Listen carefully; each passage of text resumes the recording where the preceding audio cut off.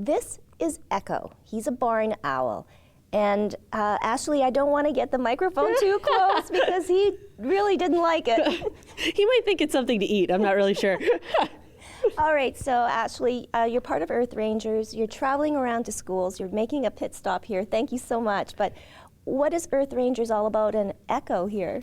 Well, Earth Rangers is the kids' conservation organization. So we're dedicated to teaching children and their families about biodiversity and the fact that we're losing a lot of biodiversity and empowering them to bring back the wild. So to help animals like Echo here in the wild. And Echo is one of our animal ambassadors at Earth Rangers, and he actually goes into schools with us when we do our school shows, and he flies right over the kids' heads. So Aww. yeah, he's a European barn owl. So we do have barn owls here in Canada, North American barn owls, but they're a little bit bigger and a little bit darker than Echo. All right, so how do you tell the differentiation between male and female? That's a great question. With most birds of prey, males and females do look almost exactly alike, so it is difficult to tell. The best way in the wild to tell is the females are bigger than the males. We at Earth Rangers, however, when we get them when they're very tiny, so we usually just do it by blood test. And training them, because you said that he was born in captivity. Yep. So we do try to get them as young as possible. He came to us, he was about a week old, and he was born in captivity. And as soon as they're ready to stand up on their own, we get them on the glove, we get them nice and comfortable, just like Echo is here.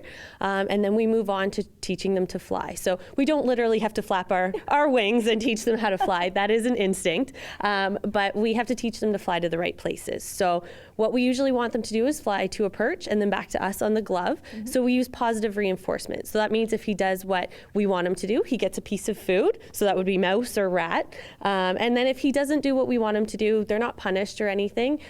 We just kind of ignore the bad behavior. And when he does what's right, he gets rewarded for it. So it teaches them it's okay to make a mistake, but it's better to do what they're supposed to do. Just like a kid, right, Echo? I shouldn't stick my finger out too far.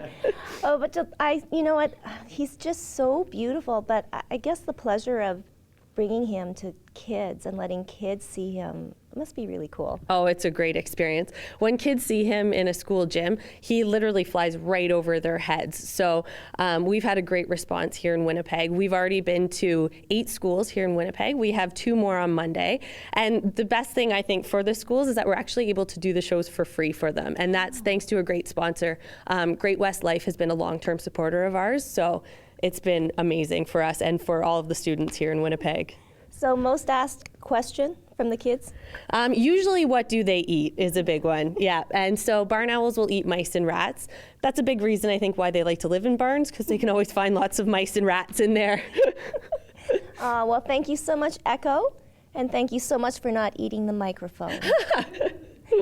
All right, don't go away. There's still more to come on Go Winnipeg.